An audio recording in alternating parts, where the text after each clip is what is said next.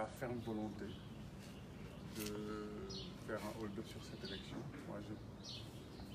à mon avis, et nous partageons cet avis, il y a un attentat en perpétration contre notre système démocratique et le processus électoral. Et un certain nombre d'indicateurs que nous avons partagés le confirment, que ce soit au niveau de l'article 27 du Code de communication électronique, la désignation de l'avocat Diagne à la tête du CNRA, de la manipulation du parrainage, de la rétention des cartes du fichier électoral, un ensemble d'indicateurs. Et on a eu une autre information tout à l'heure, d'ailleurs très inquiétante, que l'administrateur du PASTEF vient de nous communiquer. Il y a une instruction en cours qui invite les enseignants à s'identifier s'ils sont militants d'un parti. Ça, c'est un autre indicateur, nous ne le savions pas. C'est le résultat de nos échanges. Et donc, nous partageons cette inquiétude. Et le président Ousmane Sonko nous a fait part de l'accord de principe de PASTEF de participer à cette idée de plateforme opérationnelle de sécurisation du vote. Donc, et nous savons la mutualisation que nous préconisons. Nous pensons que nous pouvons atteindre nos objectifs. Il a ajouté un point qui est très important que nous retenons, l'implication des jeunes dans ce processus sur la base du volontariat. C'est un élément qui est un élément capital. Parce que nous devons convaincre les citoyens sénégalais, en particulier les jeunes, que cette affaire est notre propre affaire, qu'ils doivent faire leur propre affaire. Ce n'est pas seulement une affaire de candidats et de candidats. Donc voilà en résumé ce qui a le résultat de nos échanges qui ont été très très fructueux. Pourquoi la nomination de Mme Kantel fait autant peur? Ça ne nous fait pas peur, nous faisons un constat. C'est-à-dire que le pouvoir a déjà une mainmise sur la RTS avec un militant APR à sa tête, sur le Soleil avec un militant APR à sa tête, dans Babacar Diagne à la CNRA, le pouvoir se donne les moyens coercitifs de contrôler la presse privée. Babacar Diagne s'est déjà signalé négativement de ce point de vue en faisant des injonctions très fortes au groupe des médias. Et Babacar Diagne, tout le monde connaît sa docilité vis-à-vis des pouvoirs en face. C'est la raison pour laquelle nous pensons que cette nomination vient parachever la volonté évidente du pouvoir de contrôler toute l'information. Et vous savez le caractère très stratégique de l'information dans le cadre d'une élection. C'est pour ça que c'est un élément du puzzle qui est mis en place pour organiser un hold-up et tenir en respect les populations avec le suréquipement des forces anti-émeutes. Qu'est-ce qu'il y a lieu de faire avec cette plateforme opérationnelle? À ce stade, c'est de partager avec les candidats pour qu'ils acceptent le principe, ils envoient en plénipotentiaire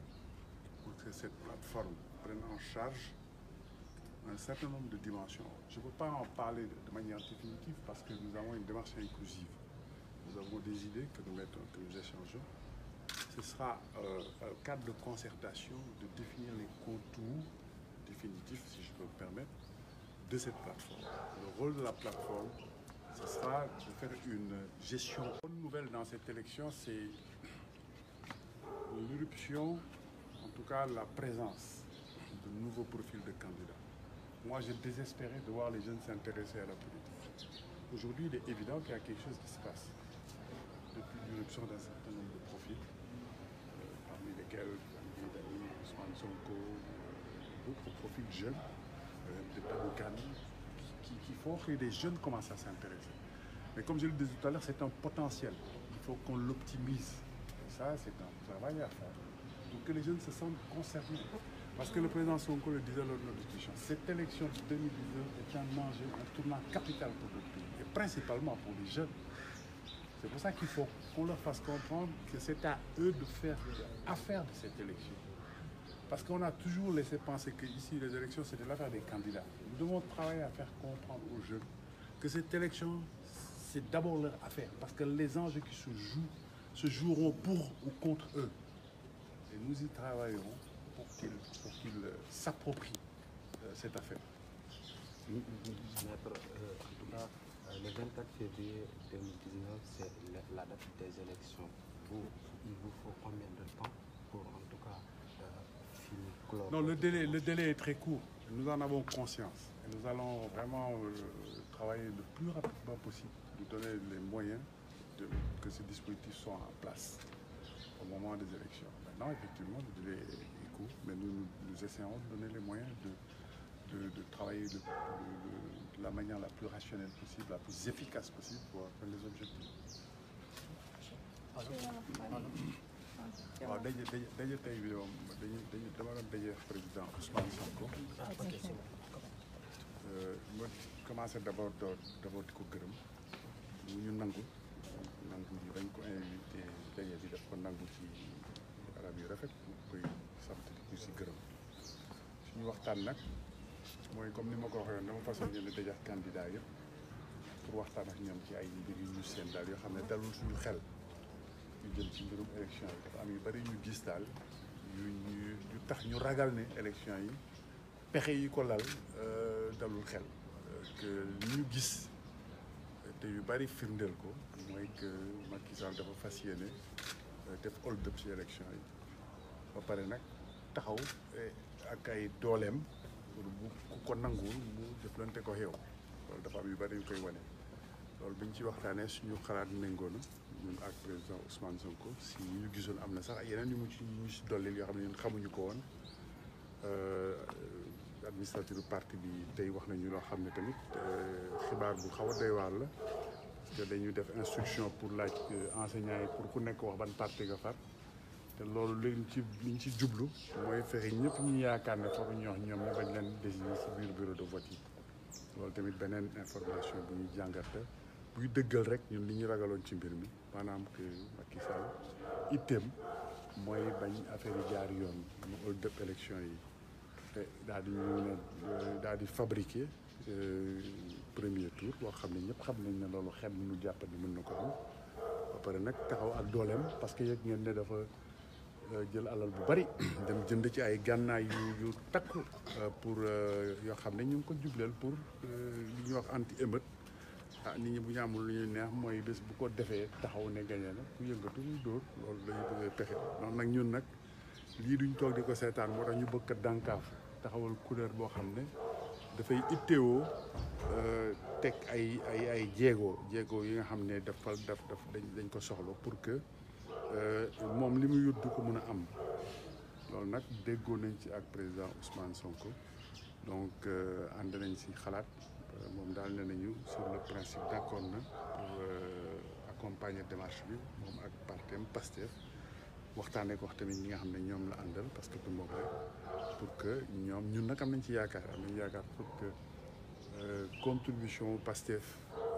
ak ay ressources am ak mën-mënam ak ay ressources yi mu àndal ñoo doon lu am solo ci kuréel boobu ñu bëgg a taxaw. léegi lan moo tax njiit Babacar Diagne jiite ARTP mu tiital la. dara tiitaluma si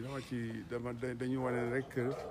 xam nga bu fekkee ne pouvoir bi dafa ñëw teg ay jéego par exemple mu ne lépp lu jëm ci xarale yu bees yi ñuy wax réseaux sociaux yi mu bëgg ci teg loxo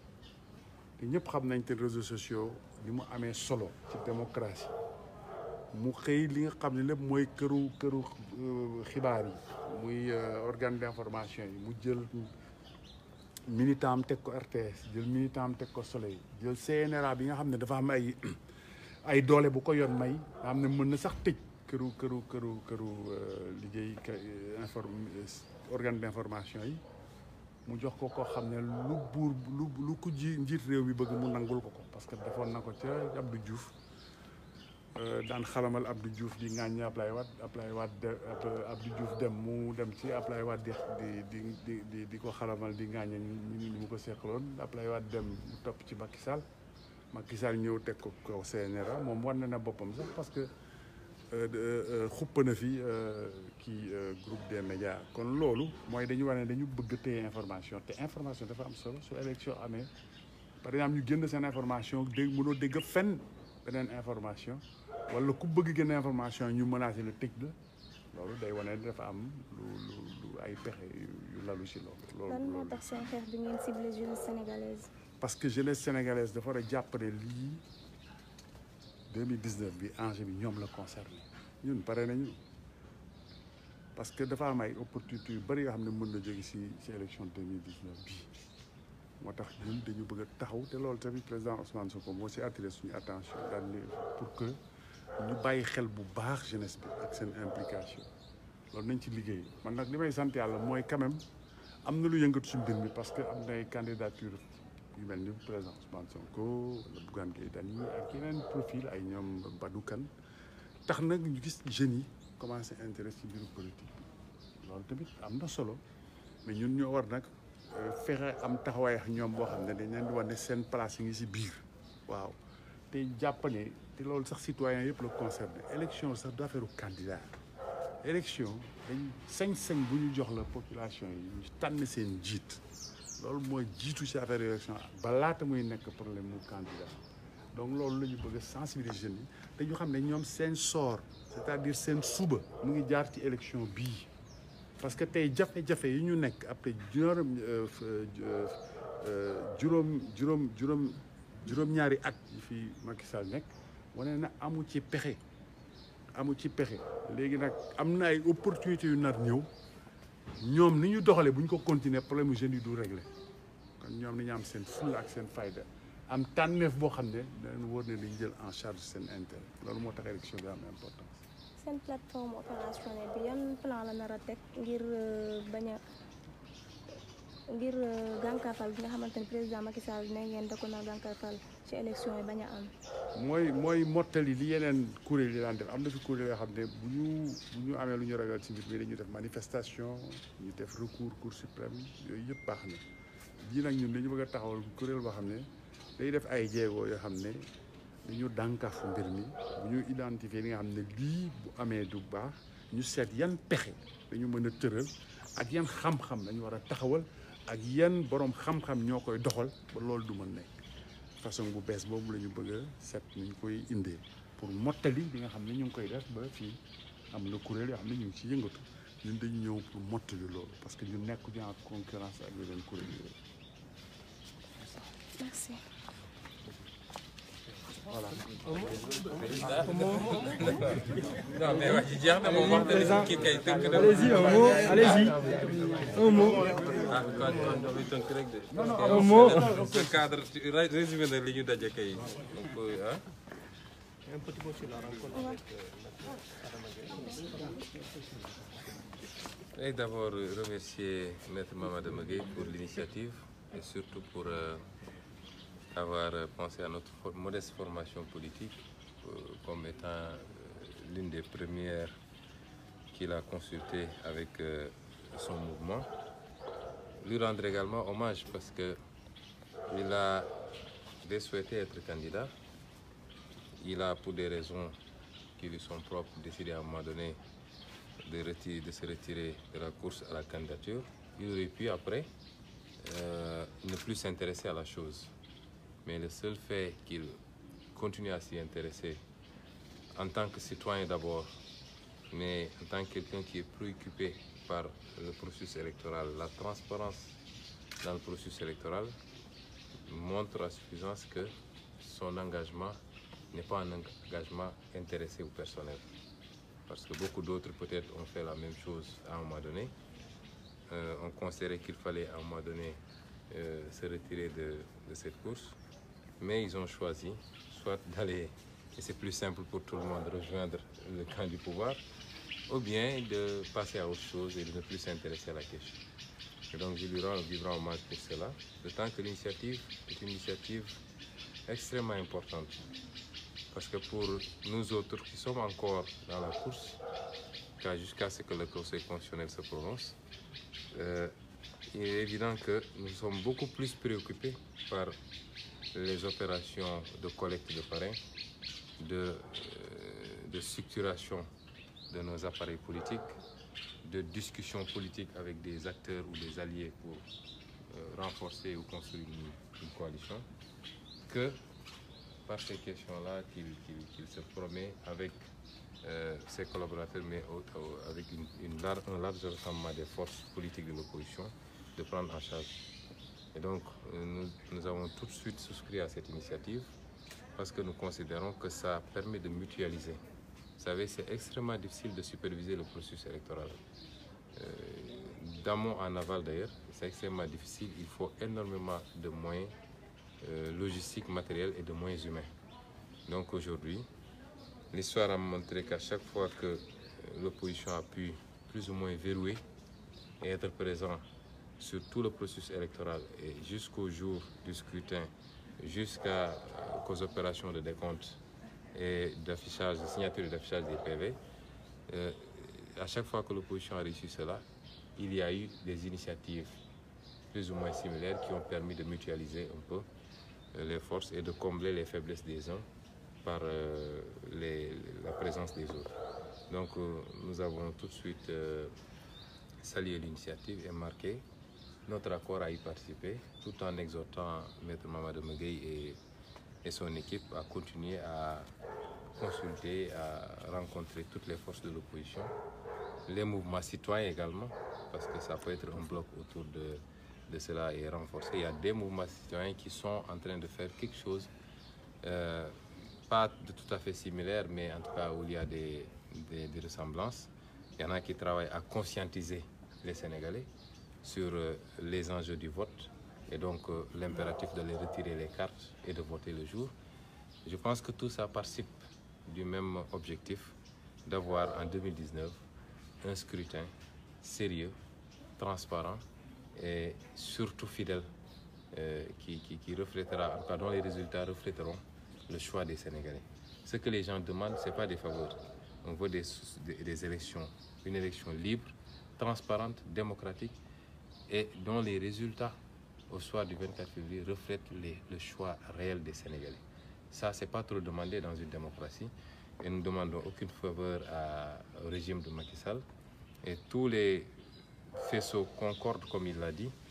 à nous faire croire que, à nous donner même l'assurance que le régime qui, de l'avis de tout le monde, quand vous discutez dans la rue, même les sondages qui sortent, tout le monde converge à considérer que ce régime ne peut pas faire un score majoritaire au premier tour. Tout le monde le sait. Mais quand vous les entendez avancer des chiffres, vouloir régenter les réseaux sociaux, suréquiper les forces de répression, avec toutes les tentatives d'intimidation par-ci, par-là, tout le monde sait que ce qui se prépare, c'est un hold-up électoral, c'est un forcing. Et ça, je crois que, comme il a dit, ce n'est pas une affaire des partis politiques ou des candidats. Il faut que de plus en plus les Sénégalais comprennent que ce qui se joue transcende les candidats. Ce n'est pas une histoire de Ousmane Sonko. Ousmane Sonko, qu'il soit élu ou qu'il ne soit pas élu, il continue à être Ousmane Sonko, il va travailler, il va continuer à gagner sa vie. Mais c'est une affaire de tout le peuple sénégalais qui ne doit pas accepter que sa volonté soit détournée, confisquée. Et si on laisse dérouler, et si on laisse le régime faire ce qu'il veut faire, après, je crois que ça ne servira à rien de se retrouver après pour dire voilà, il y a ceci, ou bien déplorer, ou dire que le pays ne marche pas. C'est maintenant qu'il faut prendre un certain nombre de mesures pour que simplement le scrutin soit libre, transparent, démocratique et les résultats fidèles au choix des Sénégalais. Et ça, ce n'est pas une faveur que nous demandons, c'est une exigence démocratique. C'est pourquoi nous félicitons à nouveau Maître Mamadou Megueye pour cette initiative et que nous apprécions à sa juste valeur. Et au-delà, apprécions un peu la qualité de l'homme parce qu'il a démontré par cette initiative que c'est le Sénégal qui l'intéresse. Ce n'est pas une préoccupation personnelle d'être élu ou pas. Et qu'en tant qu'acteur citoyen, avant tout, en tant qu'acteur politique, même s'il n'est pas directement candidat, il considère qu'il a un rôle important à jouer pour que l'élection se passe de la manière la plus normale. Monsieur le Président, est-ce que, en tout cas, puisque vous avez des visions convergentes avec Maître Adama Gueye, est-ce qu'il n'est pas temps d'aller ensemble, par exemple, à l'élection présidentielle? Ben, vous savez, chaque chose a son temps. Ici, nous étions réunis pour parler de ce cadre qui me semble extrêmement important, parce que même si on est ensemble et que nous n'avons aucune emprise sur le processus électoral, ça ne servira à rien. Donc aujourd'hui, Maître Adama Gueye et son entourage se sont donné cette mission qui est extrêmement importante Et je crois qu'il est plus facile de fédérer les candidats à la candidature autour d'une initiative externe à toute préoccupation de candidature que les candidats se réunissent eux-mêmes pour mettre en place ce cadre-là. Et nous considérons que cette mission qu'il s'est assignée est une mission extrêmement importante en l'état actuel des choses, mais ce qui n'exclut pas des discussions ultérieures pour voir qu'est-ce qu'on pourrait faire ensemble. Et je crois que nos échanges sont conclus en ces termes-là, pas seulement entre Sénégal bu bees et Pastef, mais essayer de regrouper toutes les forces de rupture, toutes les forces patriotiques du pays autour vraiment d'un idéal très fort et essayer de faire face au système. Mais pour le moment, nous sommes réunis dans ce cadre bien précis et je crois que c'est tout aussi important, sinon plus important même. Vous avez parlé de mouvement citoyen. Qu'en est-il du mouvement Y en a marre? Est-ce qu'il est en lice? Oui, nous travaillons avec tous les mouvements. Et le mouvement Y en a marre, et ce n'est pas nouveau. Depuis qu'il s'est créé, a toujours joué un rôle important dans la sensibilisation et dans l'éveil des masses. Ce n'est pas un mouvement politique, tout le monde le sait, dans le sens partisan du terme, parce que nous sommes tous politiques, parce que nous nous intéressons aux choses de la cité. Mais c'est un mouvement qui a toujours joué un rôle important dans la sensibilisation, dans l'éveil des consciences. Et je crois que ce qu'il est en train de faire actuellement participe de cette logique. Nous l'encourageons et nous considérons que ça va dans le même sens que ce que Maître Mamadi veut faire. Ça, c'est complémentaire. Et tantôt, on a fait allusion à la jeunesse. Je crois que cette cible-là, elle est prioritaire parce que c'est son avenir qui se joue. Et cette jeunesse-là, elle est beaucoup plus accessible à certains discours ou certains groupes qu'à d'autres. Et je pense qu'un mouvement comme le mouvement Y en a marre joue un rôle extrêmement important dans ce cadre-là. Et d'année en année, d'élection en élection, il reste fidèle à cette vocation-là et nous les félicitons vivement pour cet ancrage-là dans la surveillance de la démocratie sénégalaise. Sonko, dernièrement, quand vous avez parlé d'un coup de téléphone de Maître Abdoulaye Wade et que vous comptez même de rendre visite, certains Sénégalais ont dit que Sonko est en train de renier à ses convictions. Est-ce réellement le cas actuellement? Ça, c'est pas l'ordre du jour de cette visite, je suis désolé. Je crois que si on se retrouve dans un autre cadre, on pourra en parler. nan nga gisee invitation bi la Mame Adama Gueye jox pour ngeen wax ci transparence su fichier électoral bi. waa di ko rafetlu di remercier bu baax maître Mame Adama Gueye ci initiative bi mu jël parce que mënoon na ko ci bañ a fekk mënoon na ne nekkoon naa candidat à la candidature bàyyi teggi naa sama tànk damay dellu toog sama cabinet toppatoo samay dossier wala yu demee noonu wala mu ne dem naa ànd ak nguur gi ndax gis nañu bëri ñu bàyyi ñaari fan lañ ci teg wala ci bés bi sax dem nañ seen yoon mais lii mu def dafa wane ni moom Sénégal moo ko ñor ndax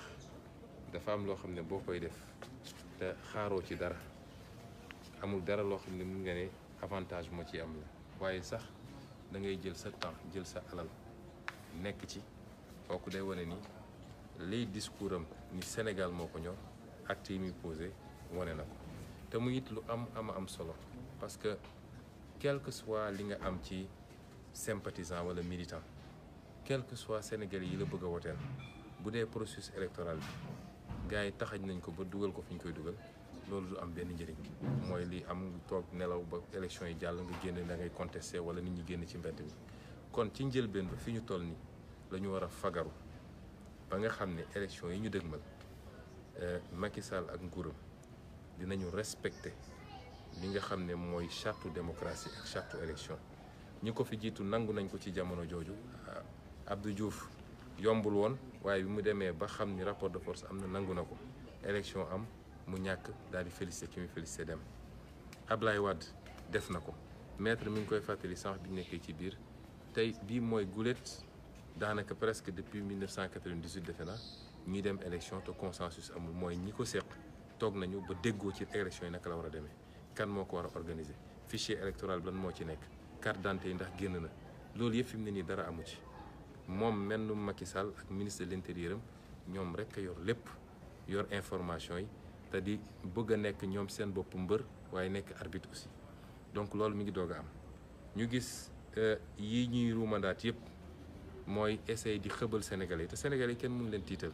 mun nga dem jëndi armée américaine ñëw teg waaye loolu mënul xëbal Sénégalais dem Turquie jëndi ay gànnaay pour mun a dal ci nit ñi ca boobu jamono école doxul nit ñi fajootuñu priorité yi feneen la nekk Sénégal waaye loolu yëpp pour tiit bi ñu tiit ci ñaareelu mandat andi loolu yëpp nga ñëw ñu ne léegi dañuy modifier article 27 code télécommunication ba nga xam ne ARTP lënkaloo ak opérateurs yi saa yu ko neexee mën na xëy ne WhatsApp dama koy dagg wala Facebook dama koy dagg te xam nañ ni tey ndaw ñi particulièrement jeunes yi li leen yee dëgg mooy yooyu ñuy utiliser di wax entre ñoom di jokkaloo lu xew ci réew mi à 8h balaa 9h ñëpp yéeg nañ ko ñu ne loolu nag fi mu ne nii mooy suñu musiba lu ñuy def ba dagg ko ak yeneen yoo xam suñ ko doon lim tey boo ko dajalee lépp li muy firnde ak li muy wone mooy Macky Sall gannaaw bu mu leeree Sénégal yëpp ni Macky Sall tey mënuñu def élection mu am lu ëpp 35% ci biir Sénégal foqati nguur gi la bëgg a def parce que ñoom ñëpp xam nañ ni ku fi dem 2e tour te yoroon nguur boo moytu nguur ga fa la yem moo tax initiative yu mel nii nag mooy nu ñuy def ba loolu du am foqati boobu initiative yi ñu naw la ñun bi ñu ci maître wooye it dañ cee sawar ñëw wuyu ko te it ci suñu turu parti gannaaw buñ ci waxee it ni dañ ci waxtaan ak suñuy alliés parce que dañoo am commencé am cadre bu yaatu ay mouvement citoyen ay parti politique ñëw di ñu fekk si ñoom ñëpp nañ ci waxtaan ak ñoom parce que suñuy ñëw dañuy ñëw ak ñoom ñëpp bokk ci initiative bi waaye di ko soññ mu continuer consultation yi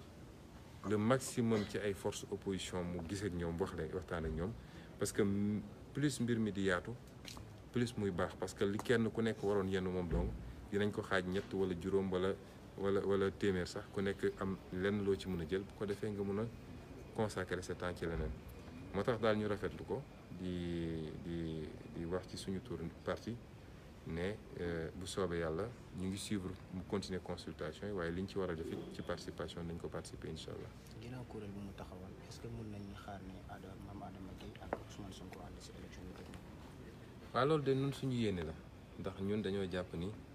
ñi ñu bokkal jikko bokk ak ñoom gëm-gëm ñëpp ci Sénégal suñu seen ñun ñëpp dinañu daje parce que beru bi métti na ci ñëpp te ñiñ ko seqalit bien que sax ñoo yor nguur ak niñ koy utiliser jël alalu réew mi ak yeneen ak yéen gis ngeen barki démb bi may dem Casamance defe naa li mu fa yóbbu ci ay oto ki ay ci mbirum nguur ba pare dem di fa def ay réunion politique am ñooñu malgré loolu yëpp ñoo ngi continuer ñoom it di essayer taxañ di yokk seen doole kon ñun ñi nga xam ne jàpp nañ ni force de rupture lañu jàpp nañ ni discours patriote bi ñuy wax mooy fexe bëgg Sénégal fexe ba Sénégal dellu si loxo sénégalais yi ñun ñooñu ñëpp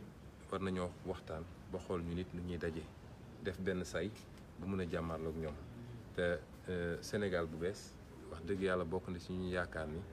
suñu xoolee parcours ak discours Maître Adama Gueye ak ñi mu àndal jàpp nañ ni li ñu niroole bëri na donc talal nañ suñu loxo ñëpp ñaan nañu yàlla ci fan yi di ñëw en tout cas balaa ñu naan ñi ngay dem élection yi lu ñu mën a dajale ci ay nit ñu bokk ay valeur ñu daje xool naka la ñuy defee ba bokk dara teg ko ci programme teg ko ci ay kàddu yu leer teg ko jëmukaay bu leer pour Sénégal pas ay dañuy séddoo ay ku nekk lu mu jël ñu teg ko ci loolu daal di ànd xeexandoo système bi pour jële ko fi waaye ci jamono ji ñu toll tembe nag loolu yeggeeguñ ci en tout cas li jëm ci Sénégal bees Maître Adama Gueye ak ñi mu àndal man jàpp naa ni mission bi nga xam ne ñoo ko jëlal seen bopp mission gënu koo am solo fi mu toll nii parce que suñu dajale woon ñëppit te mënuñu xam luy xew ci bésu élection bi mënuñu fexe ba fépp fu Sénégalais di sànnee kartam ñu teew fa ba xam ñaata nit ñoo sànnil ma dem ba ñaata nit ñoo sànnil ma sàmba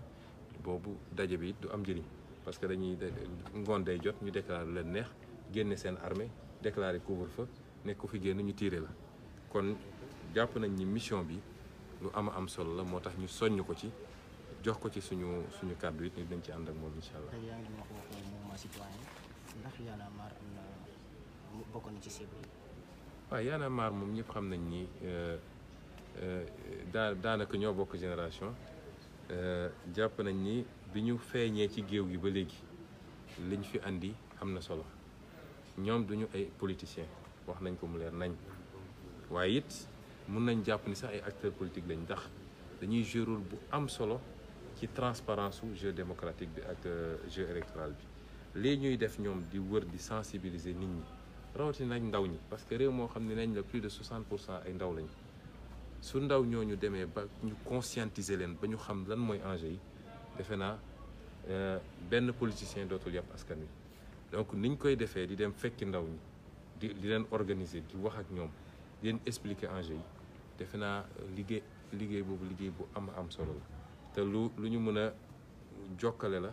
quelque part ak lii nga xam ne maître bëgg na ko ànd ak ay nit def ko moom it kon liggéey bu ñu rafetlu la di leen ci encouragé bu baax te jàpp nañ ni am nañ ci constance ñoom bi ñu commencé feeñ ba léegi ci année 2010 yi defe naa ba tey ji ñu toll ñëpp gis nañu seen taxawaay te taxulet ñu dem dugg ci politique wala ñu dem seen ci parti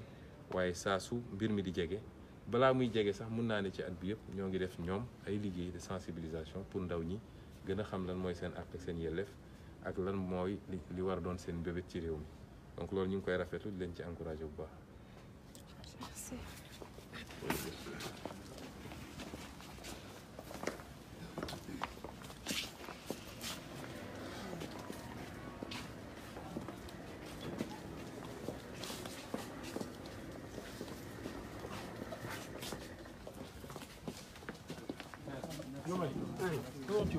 Je vais bien.